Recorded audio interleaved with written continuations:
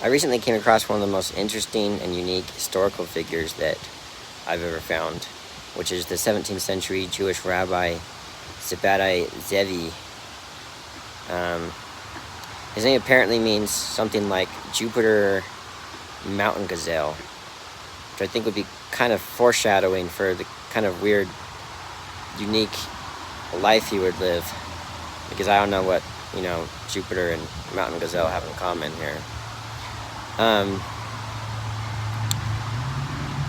He would claim to be the Jewish Messiah, and while discredited by a lot of Jews, there were many who did follow him and believe him. He apparently would probably eventually marry a prostitute, which is an interesting choice for a savior of Judaism, or the savior of the world.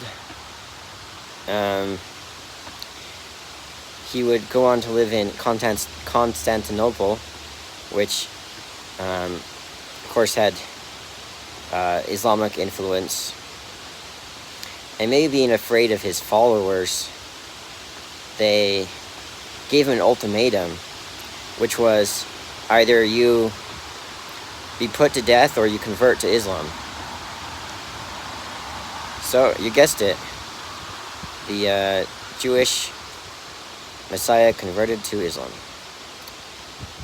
which to me probably says that he was more interested in being advantageous of the opportunities that came his way than anything, to gain influence and such. But they gave him sort of a position in court, and despite that, some of his followers would go on to keep believing in him as the Jewish Messiah, maybe thinking that this was some kind of ploy to help bring Muslims to their faith.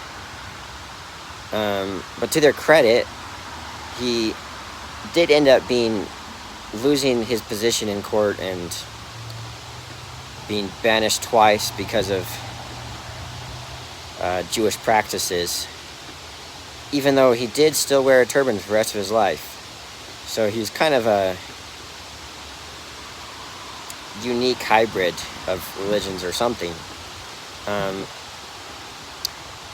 He would apparently go on to die in isolation, however. I think that's just the cherry on top of the very unique life that he lived.